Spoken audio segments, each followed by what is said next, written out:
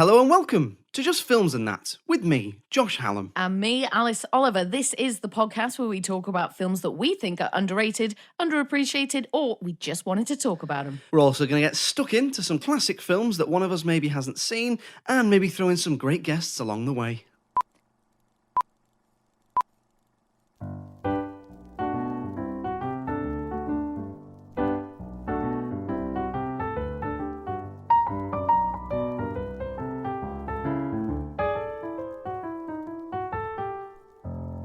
So, we start, as we do every week, with a random question. Alice, what is the most underrated crisp? Oh gosh, the most underrated crisp. So I love crisps so much, Josh. Like I really do. And I feel like every time I try and be healthy or anything, they are the one thing that I just can't seem to The kick. downfall. Indeed. Underrated. You know what? I would say What's-Its. I feel like they really don't get a look in. I feel like they're kind of associated more with children as well. But I love a What's-It, and I often find that I crave them a lot as well. And I think they've got quite a nice texture. Sometimes crisps can be quite aggressive on your own mouth there. But like the kettle chips and stuff, they're quite sturdy. Yeah. And you can feel like your sort of mouth's getting cut up a bit, but a nice little What's-It, nice and gentle. Melt in the mouth. Exactly. So yeah, I'll go with the humble What's-It. Why? What do you think? I do like What's-Its. But I don't think they're underrated because I've never met someone who didn't really like What's-Its. But okay, fair point. I got two. Space Raiders. Really love Space Raiders. Beef or pickled onion. But I'm going to say that my answer is, and I think these are crisps, Twiglets. Twiglets are Twiglets crisps. What a great question that is. You would find them on the crisp aisle. Yeah, I mean, if they're not crisps, they're not a vegetable, are they? So, what are they? They're not a drink. Marmite sticks. Yeah. So, and they're vegan. Not that I'm a vegan, but they are vegan. Oh, interesting. Twiglets. Yeah, I hadn't even considered, but I do like Twiglets a lot as well. But you would eat them. You would eat them in that fashion, wouldn't you? Yeah, you'd have a snack of Twiglets. Yeah. But also, despite the fact that I really like them, I'm also not sure I like them. I'm sort of eating them going, these are nice. And then, something in my head's going, do you really like these, though? You got to eat more. You got to eat. Yeah, it's the Marmite thing. You got to eat more to find out before you know it. You've eaten a packet. You're like, just have another packet, just to taste to see if I like them or not. I'm just not sure.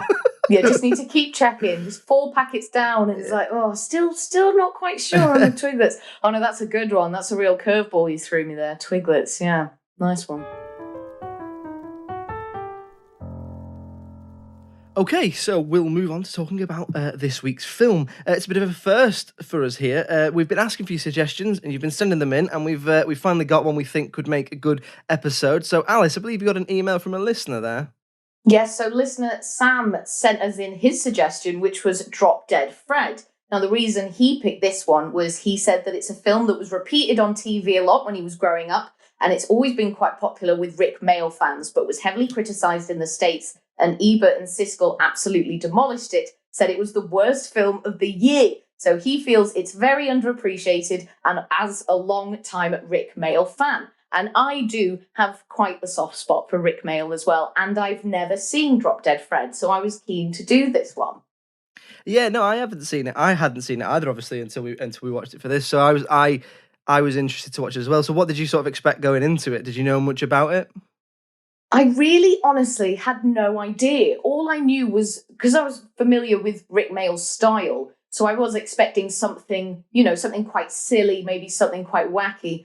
But I had no idea of the narrative. I had no idea, who the aforementioned Fred might be. So it was really kind of just going in blind with this. Did you have kind of an idea of the storyline? Did you know sort of anything about the film? Yeah, so I hadn't seen it, but my main sort of knowledge of the film was I did know the plot, and I knew Rik Mayall and Phoebe Cates were in it, because I know a lot of people. It was very much sort of I was very aware of this film because I knew a lot of people who seem to really, really love this film and have a lot of sort of nostalgic fondness of the film from growing up. So that's what I mean. So I knew the plot. If you haven't seen it, by the way, obviously spoilers for this going in. It's basically a woman is experiencing a tough time in her life.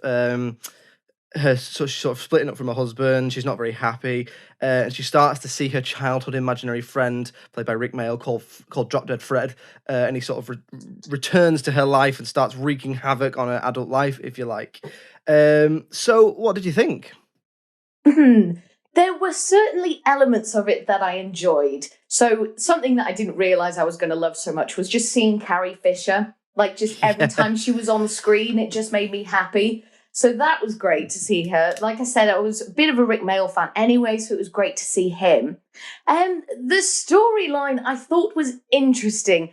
And I suppose in a way, it did feel quite unique. It felt like quite a unique viewing experience. It didn't feel like anything I'd seen before. The main thing that I sort of really liked about it, I think, was technically there was a lot of really interesting things going on cinematography-wise, like a lot of really interesting camera techniques. So there'd be lots of really nice movements. There'd be lots of instances where the action would move into frame or the cameras would be following the actors. So there were bits like that I really enjoyed. And some of the story I thought was maybe a bit too silly for me, and I couldn't really gauge who it was for. Like, I was like, is this an adult film? And then some of the jokes were like really silly and like things about dog poo and stuff. So then I was like, oh, but it's not really a kid's film, is it? Or it doesn't feel like it's geared up to that. I liked that it kind of plays with the idea of mental health and, follows the struggles of this young woman who is struggling with her mental health. Like, she says that the reason Drop Dead Fred turns up is when she's feeling most alone. So I thought that was interesting. And again, interesting to sort of tackle it in this very kind of wacky, over-the-top way. What were your kind of first impressions, do you think, coming away from it? Yeah, quite similar to yourself. It is very... I do quite like Rik Mayall, but I prefer Rik Mayall when he's playing, like, the more sarcastic, the sort of Richie character from the young ones, rather than his more grotesque bottom style. I mean, I like... The man was an absolute stone-cold genius. But I prefer that side. That sort of silly, wacky comedy isn't, when it's dialed up to the level that it's dialed up to in this film, isn't really my cup of tea. But I certainly found a lot of stuff to like in the film. So I thought, sort of going on from what I was just saying, his performance is just front and center, the best thing about the film, hands down for me. It is marvelously, fantastically sort of grotesque and outlandish. And I know that when I was reading about the film, I know they did offer it to other people. And I just can't really see anyone else doing it. I want to ask you a little bit later about possible talks of a remake, because I know there was talk of like Russell Brand doing it and stuff. But I thought his performance, he just gives 110%. And it just it does really come off in terms of playing this cartoonishly over the top imaginary friend character. Yeah, certainly. And he's always doing so much physically as well. Like, it's a really physical role and so much is going on with his face. And I love his little outfit as well. He's sort of like a haphazardy kind of, almost like clowny as well, isn't it? Sort of all kind of mishmashed and that sort of bright green. And his hair is just all over the place. But yeah, he is just lovely to watch, I think. And you always feel like he's giving so much and he's so energetic with it. Well, that was another thing I really liked. I don't know what you'll think about this, but I really loved the sort of cartoonish and surrealist way that it looked. So you have a lot of even the normal people, their houses look so like, the house that she lives in almost it reminds me of like Tom and Jerry. Like, you've got a really well presented living room where you can't really go in because she's just had the carpets cleaned and all that sort of thing. But there is also elements where they drop all the colours down, and then so he is this really colourful character who wears all these bright colours, and it's also quite I found it's all quite surreal, isn't it? It all looks quite surreal. It all feels like a cartoon come to life. I mean, what did you think about the way it looked?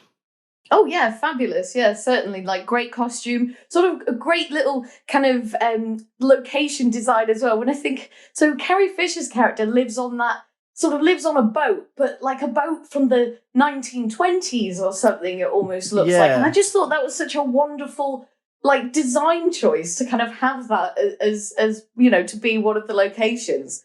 Yeah. Yeah, it's good. Yeah, I know what you mean. It's got that sort of water wheel at the back. It's not like she doesn't live on like a yacht or a barge. But yeah, so no, I know what you mean. It all looks really fantastic. And I also quite like what they do with Fred in the way that they make him so that he can change his face to any shape. And so when he gets hit with something, it's like when, Wile E. Coyote or Tom from Tom and Jerry gets hit with a pan and their face flattens out and that sort of thing. And I like the fact that they use practical effects to achieve that. I think it really adds to the like childlike sort of appeal of the film, the nature of the film.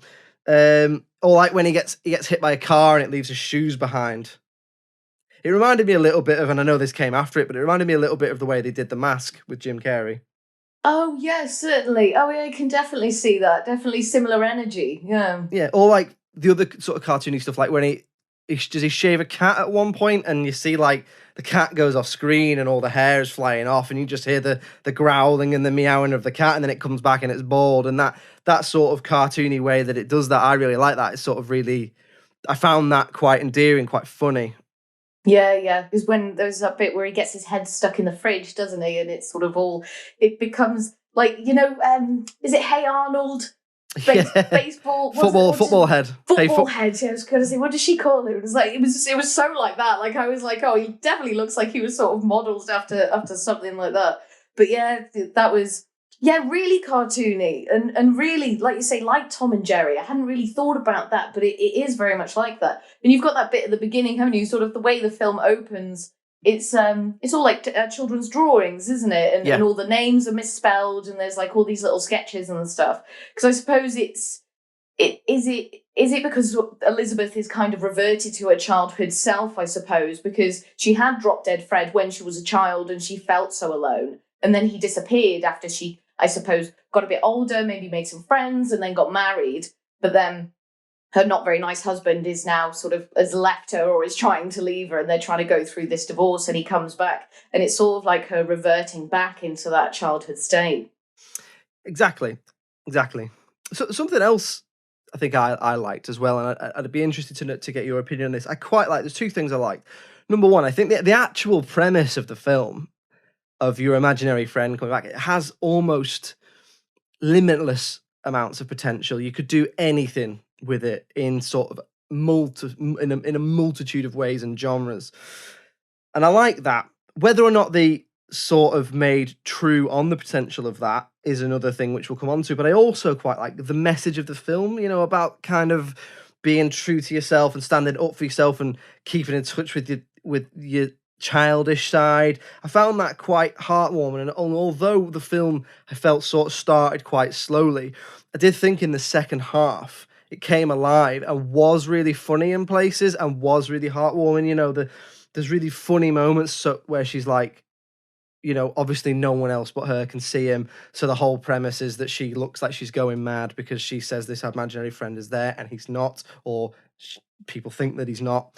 And there's the scenes where, she's in a restaurant with a childhood friend who sort of fancies her, and he is playing with her and moving her arms around and moving stuff, and she is like, she's almost fighting against herself, and she gives a really good physical performance in that scene, and I found that really funny. It reminded me of things like The Nutty Professor with Eddie Murphy and things, which I know came later, but I do think there was some really, really funny moments in there. What did you think? Did you find it funny? That bit specifically that you said, that really did make me laugh. I think the moments in which she's having to behave like an adult, or, having to keep up appearances, and then Fred is obviously just not letting that happen. That was really funny. Like, doesn't she throw the champagne glass across the way and starts throwing people's food and the plates and stuff? And you just imagine, like, if you were actually in a restaurant and you saw that happening, you'd be like, oh my God, phone the police, get her to the loony bin or whatever. Yeah, no, really funny. And so some of the language and some of the things that Fred says I did find quite funny. Like, there's one bit where he says he caught cornflakes disease. I can't really remember what that was in reference to. They're making mud pies at some point, and then I don't know if he pours cornflakes on himself or something. And it's just silly things like that. But it did make me laugh. And then interestingly, you've got all those kind of funny bits happening, and then alongside, this husband of hers, or, soon to be ex-husband, who's just really unpleasant. And you just kind of really feel for her that she's stuck in this relationship, and she has quite a difficult relationship with her mum. I do feel sorry for the mum at times because she's clearly got her own stuff going on. And I don't think that the parents, they don't really have this happy marriage. I think, is he away a lot? Or has he died or something? I know he's not really around. Elizabeth's dad. Yeah. So that was one of it's funny you should say that. You've sort of touched on two of my issues with the film then. So we'll come on now to, I reckon, to things that we perhaps didn't like about the film, things that we felt could have been improved. So that was one of my issues, was that I don't think it's entirely clear what the situation with the mum is. So I think it's that Elizabeth has sort of driven the dad so mad with Drop Dead Fred that he's left, so she's a single mum. Or in any case, he has left her. I don't think he's meant to have died, and I don't think they're meant to still be together. But I don't think the mum character is developed enough, as is the same with the husband. So the script, in some sense, is a little bit weak when it comes to certain characters. I think they're a little one-dimensional. So the mum, for example, I think it's meant to be that she blames her daughter for her husband leaving, so she's very antagonistic towards her. She doesn't really have any redeeming factors, and I feel like if this was sort of given another look now, for example, they might flesh that out a bit more and make her a bit more sympathetic.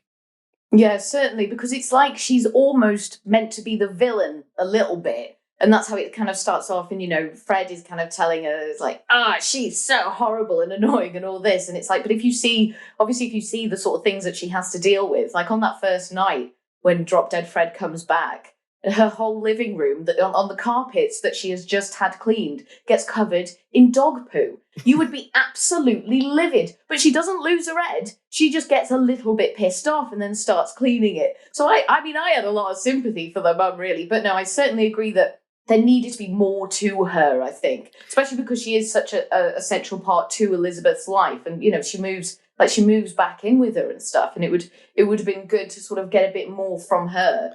But yeah, I think some of the things weren't 100% clear. Some of the script I do think was a little bit weak.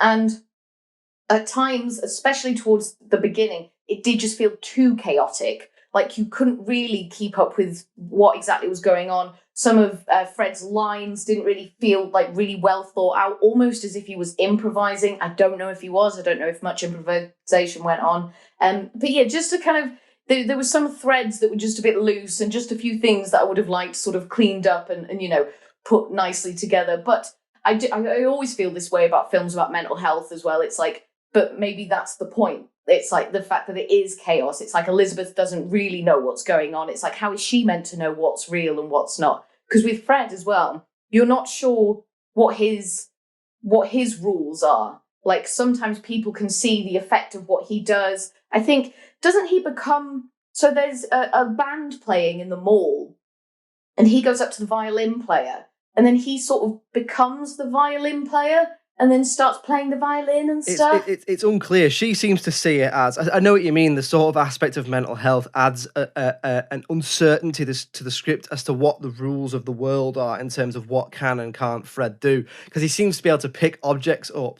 and, like a fork in a restaurant will go up, but it's not her picking it up. So if it's not her acting as him and herself, then...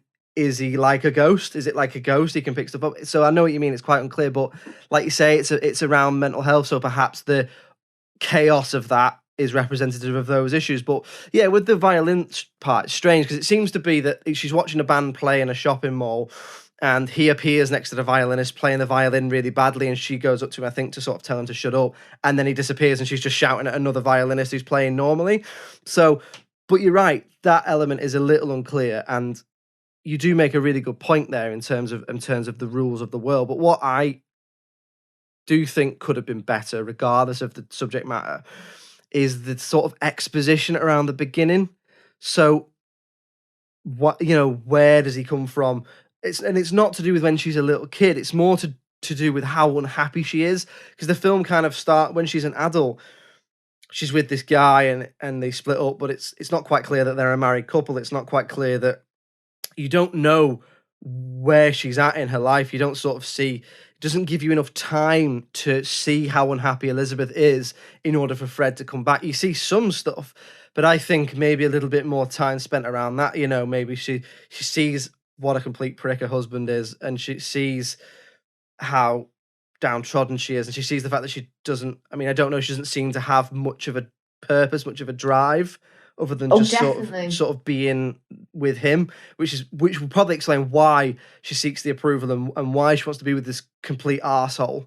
There's no real reason why she'd want to be with him. He shows no sort of where you think, oh no, he's like this, but also I can see why she's with him. Like he's just a prick non-stop all the way through. He's cheating on her all the way through, treating her like a disposable object all the way through, and it's not just someone that she's dating, it's her husband.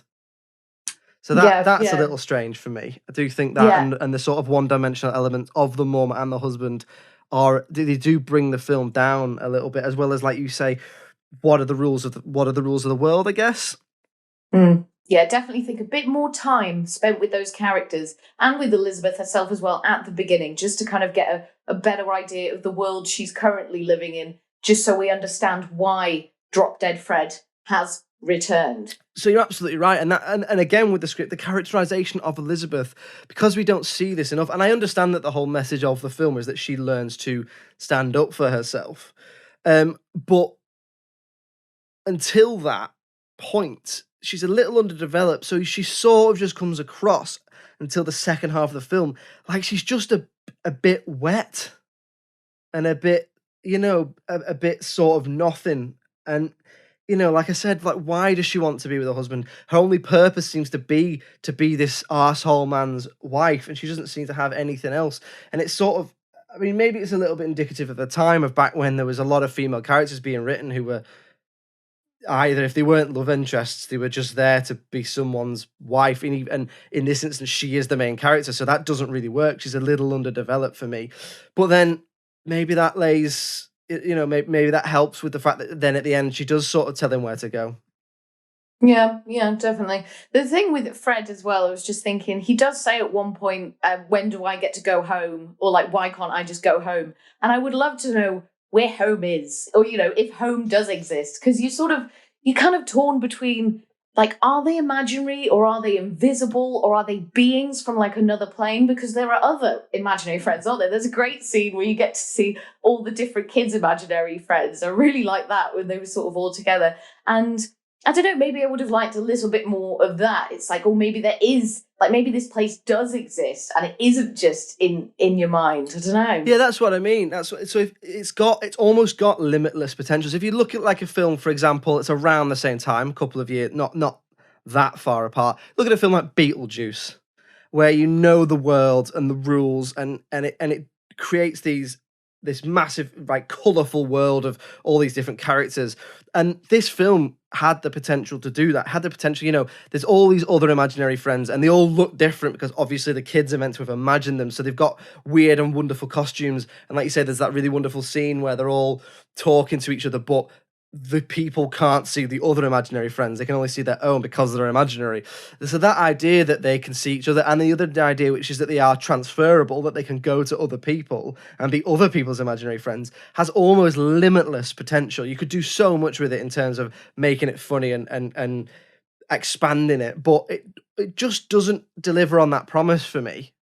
Yeah, I agree. I think my main problem with the film, and you've alluded to this already, is who is it for? So it could be this amazing family film with a few tweaks, but for some reason there's some also adult stuff in there. Like, I think it's a 12 or a 12A.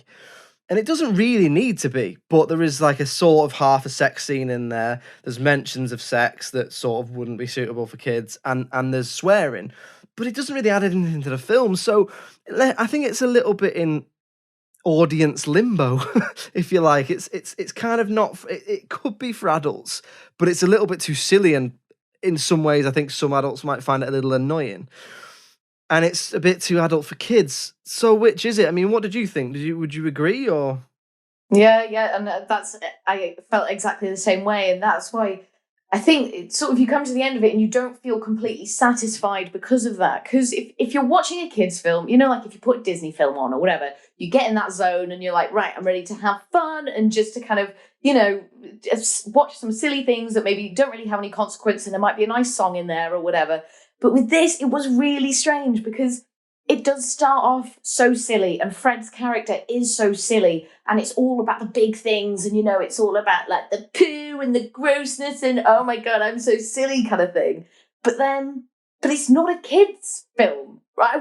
I don't think I would show that to a child. Well, no, not because of like, the kids can't know how to swear or whatever, but I don't think a kid would enjoy it. Well, yeah, but it's also it's that, and it's also there's sex all the way through it. So it's that could really work with a family film. That idea of a character who is essentially an adult, played by an adult man, but is essentially a child.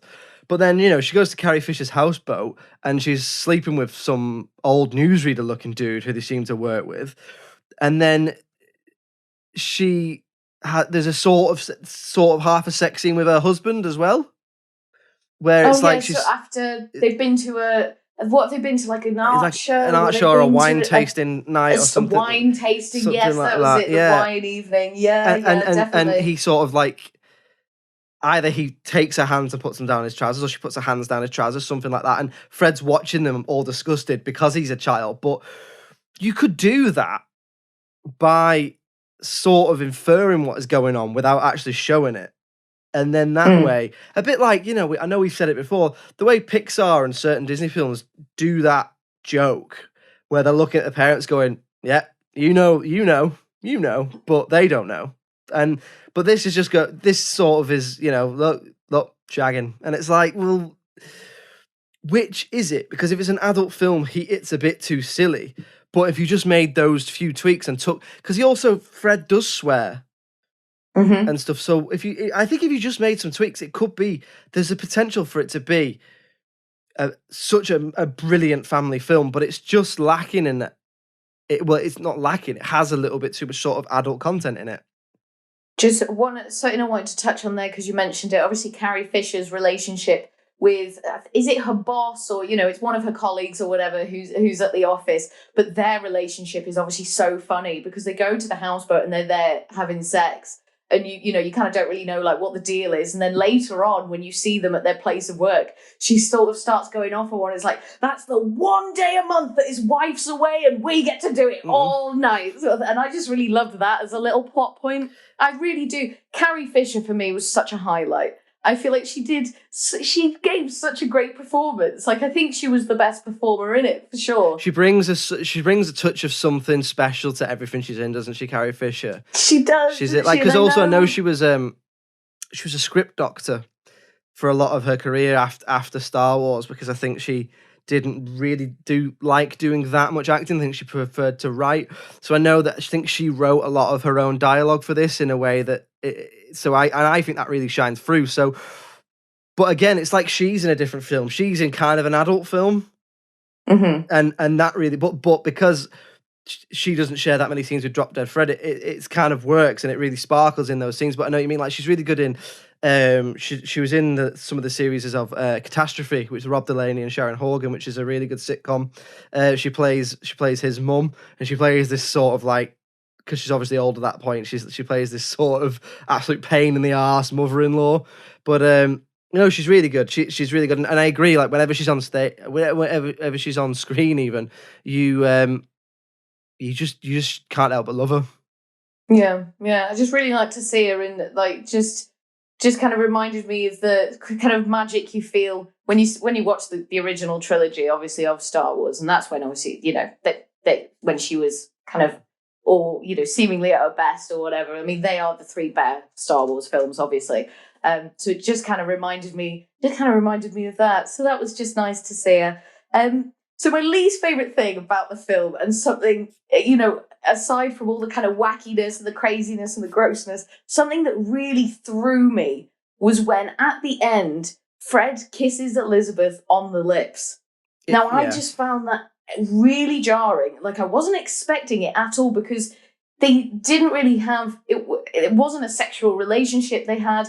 It didn't really feel like a friend thing. Friends don't kiss each other on the lips, or no, none of my friends do. No, I can't say I've ever kissed any of my female friends or male friends on the lips. No one, only the person that you're romantically with. And it just threw me completely. And not because of, he knew her when she was a kid or whatever. It's like, whatever, it's a crazy film. He's not real, so, it doesn't matter. but it didn't feel like it needed to be there. I don't think it brought anything to it at all, and it just felt a bit weird. It's so out of place. It's really, like you say, it's nothing to do with the fact that Neo was a kid. It's the fact that their relationship is not a sexual one. It's not, their relationship isn't one that you could sort of compare to anything. But if anything, it's a sibling type relationship, but it's not even really that. It's obviously that they're friends, and it's so jarring. Like, why? Because they kiss each other because that's like the okay, you don't need me anymore. I'll move on to someone else, and I'm done now, and we'll say goodbye. But why a kiss? Why not? I don't know. Anything else? Anything else? Like a cuddle, a handshake, a fist bump. Take my hand. You don't need me anymore. Then I disappear. Even a kiss on the hand, I feel would have just. It wouldn't have felt as as jarring. You'd probably do it. You'd maybe say do it with an object or something, wouldn't you? Mm. I don't know, because he's always wearing a snazzy suit. Give me my weird tie-pin, puts it on. You don't need me anymore. I'm ready to go. Do my tie up because I've got to look smart for my next little girl. Bye. I just wonder whose decision that was to do that. Yeah, you can't imagine being on set and being like, yeah, get off of each other. What? Yeah. Just get off of each other. And I think that's how an imaginary friend says goodbye to a now woman was little girl friend. It's such a strange thing. But in general, you know what? I went watching the film as a whole, and that, like, within the first 10 minutes, I did think, I'm not going to like this. But it got better as it went on. And there were some parts of it that I really did enjoy. And there were a couple of moments that actually made me laugh out loud. Yeah. So I think overall, it was all right. I agree. I'm pretty much the same as you. I think it's a brilliant premise with almost boundless amounts of potential that's executed in a bit of a strange way and isn't quite sure who it's for. But it's, I can see why people have a real love for this film. I can see why people like it, because especially if you watched it when you were young, you probably wouldn't pick up on some of the issues we've picked up on. It's Rik Mayall's absolute finest, and it certainly didn't deserve, which we're going to talk about shortly, it certainly didn't deserve the absolute critical battering that it got. So yeah, it's a strange. One thing I did want to ask you is, again, I alluded to this earlier. We've been discussing a remake of this film for some time, and I do think, like I've said, it's a film that has the potential to be remade, although I think it would probably cause a slight amount of outrage. But then, they've remade the bloody Karate Kid. As long as they don't switch Back to the Future, I'm okay. However, do you think it could be remade? Because I think if you sort of took a look at the premise and the script, as we have discussed, obviously now CGI is much better, so you could do loads more with that. I mean, the one thing I couldn't get over, one thing I couldn't think when I was thinking if you were to remake it, was who would play Fred, because there's just no one quite like Rik Mayall around anymore. There's just no one, even his contemporaries of the time are all probably slightly too old now. If you think of like Adrian Edmondson or Stephen Fry, Hugh Laurie, Rowan Atkinson, all these people. I don't know who could you imagine a remake being made? I know I said before, apparently there was going to be one with Russell Brand, but that's not going to happen. So no, and the thing is, so I love Russell Brand. I think he's a fantastic stand-up comedian, and I love watching his videos on Instagram, but he is not a good actor. And no. I know, who am I to say, but I really don't think he is. I don't find him convincing at all. But I mean, I do. Like, I respect him so much. And all those years sober, I mean, flipping heck, hats off to you, kid.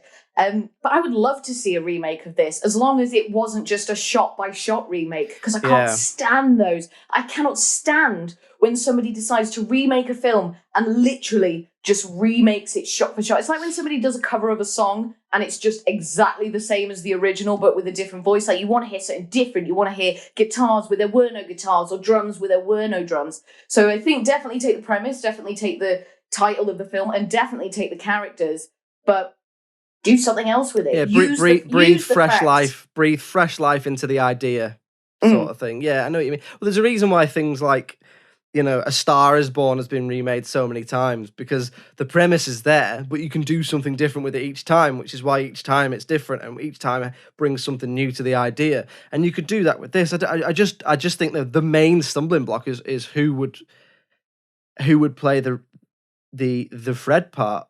The problem is that sort of style, it doesn't really feel like it's around as much anymore. And I don't know if it's just because I'm watching the wrong things or maybe exposed to the wrong people, but that kind of really big, wacky, almost manic style of acting, I can't think of anyone who I've seen. No. Because if you picked, obviously I think of someone like Woody Harrelson who kind of can do the mania thing, but he's like, Rik Mayall is manic in a kind of charming and almost harmless way, whereas then someone like Woody Harrelson is very sinister, intimidating. Yeah. So I don't know.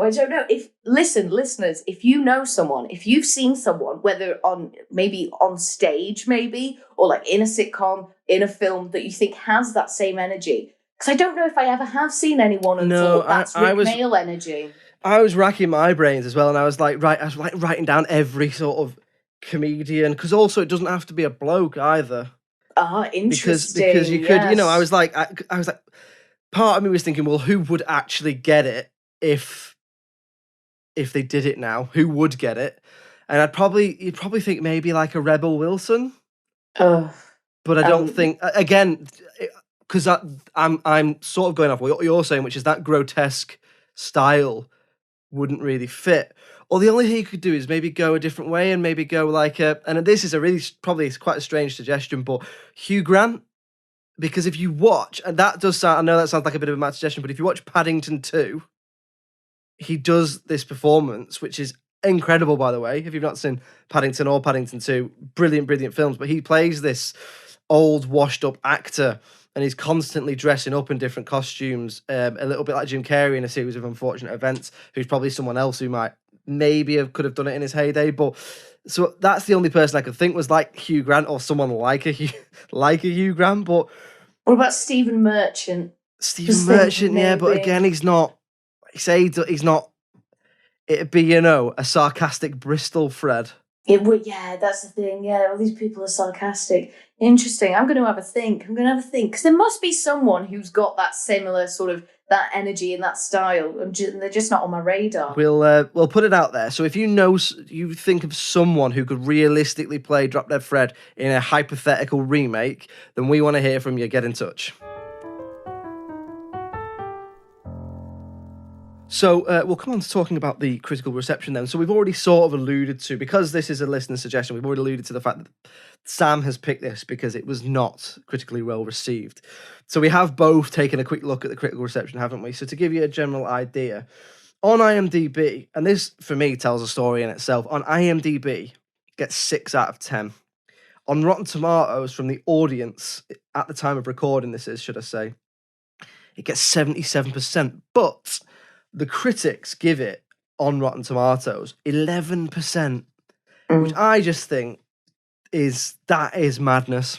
I think that's so mean. I think it's just a complete, you're totally overlooking all the good parts of it, I think, because of the silliness. It's like all they're seeing is kind of the poo jokes and the silliness. They're not kind of seeing the actual sort of good technical qualities that there are to it and some of the funnier jokes. I think 11% is horribly mean, but quite happy with that 77% from the audience. I think that's quite nice. That might be a touch high for my personal, but not sky high, but maybe the six on IMDb for me. But I think that difference, 11 versus 77/60, just demonstrates. Because I went into this film not knowing it was critically poorly received. I went into this film thinking it was pretty sort of universally really well liked by a lot of people. That's because I'd heard it from friends and people I've met. Whereas that maybe, I don't know, does it demonstrate a little bit that some critics sort of don't have time for this sort of comedy? I mean, I was intrigued because I saw it was 11%. I was like, well, what was their actual problem with it? Like, because we've talked about some stuff, but we've not absolutely battered it down to an 11% rating. So I had a little look. And one person said, and I thought this was a really strange thing to say, As the naughty ghost pal of Phoebe Cates, an obnoxious British actor named Rik Mayall is like Michael Keaton's Beetlejuice without the juice, right? Obnoxious? How does he know he's obnoxious? Like, how can you turn around? Look, we all see actors and celebrities and we have an idea of what they're like, but unless you actually meet them and spend time with them, you can't turn around and be like, you're obnoxious. Obviously, he is obnoxious. The character of Fred is obnoxious, but that's not Rik Mayall because that's fucking acting, is pretending to be someone else. That's literally the point. Darling. Yeah. It's so, like, how can you turn around and be like, it's obnoxious? If you turn around and say a British actor is like an obnoxious British Beetlejuice or something like that, that's a bit different. But to just say he's obnoxious, I just think that's just such a it's like when we did The Losers and they were like, the Chris Evans isn't better than this film, and it's just like, why have a pop, like, for no reason? Why get personal? I'm all for intelligent critique, right? Where you weigh stuff up, because I like to think that that's kind of what we do, right? We talk about the good, we talk about the bad.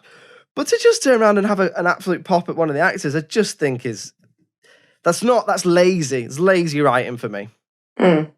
Yeah, definitely. And that just feels an incredibly mean score as well. And the thing with critics as well, I just always feel like they're looking for sophistication, and it's like, not all films have to be sophisticated. Like, you can have good writing or you can have good characters and good plot points without it necessarily being sophisticated. You got to open your mind a bit more, man. Exactly. The cinema is for everyone. So bear in mind who this is for.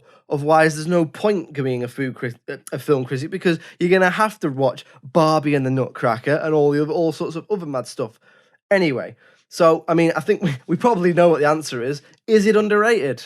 Definitely underrated. Couldn't agree more. It's underrated. Sam, first listener suggestion, it's underrated. So we hope you're happy with that. Yeah, great pick. Excellent pick. So there we go, our first listener suggestion. Sam suggested it because he thinks it's underrated, and we here think that it definitely is. So if you like Sam, not if you like Sam, you don't know Sam. If you are like Sam and have a suggestion for a film, then please do get in touch. It's filmsandthatpod@gmail.com. We're on Twitter, Facebook, and Instagram, films@_that or filmsandthatpod. Yeah, please do get in touch. We'd absolutely love to hear from you. Alice, it's been a pleasure as always. Oh, fantastic speaking to you, Josh. Can't wait till next week. And it's goodbye from me. Cheerio. Bye.